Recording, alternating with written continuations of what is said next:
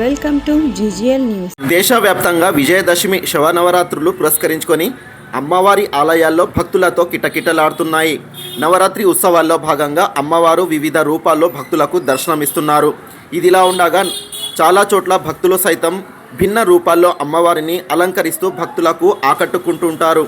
తాజాగా కర్నూలు జిల్లాలో కరెన్సీ నోట్లతో అలంకరించిన అమ్మవారిని చూసేందుకు భక్తులు కూడా భారీగా తరలివస్తున్నారు. కర్నూలు జిల్లా ఎమ్మిగనూరులోని శ్రీ వాసవి కనక పరమేశ్వరి ఆలయంలో దసరా శవనవరాత్రులు వేడుకలు ఘనంగా జరుగుతున్నాయి. రోజుకు రూపంలో అమ్మవారు భక్తులకు దర్శనమిస్తున్నారు. 5వ రోజు అమ్మవారు శ్రీ ధనలక్ష్మి అవతారంలో భక్తులను కటాక్షించారు.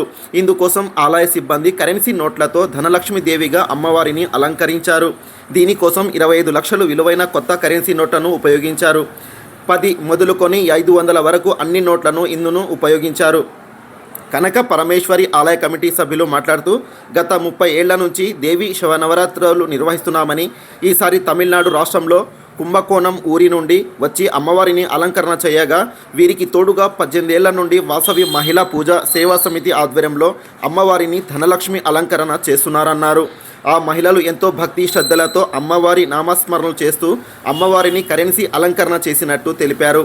ఈ సందర్భంగా కరెన్సీ అమ్మవారిని దర్శించుకునేందుకు భక్తులు బారులు తీరారు.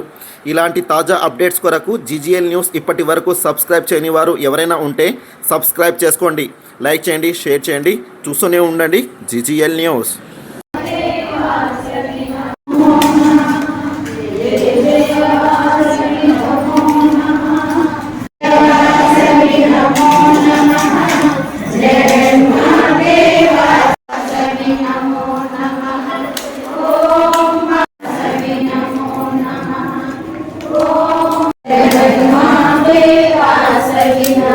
Namo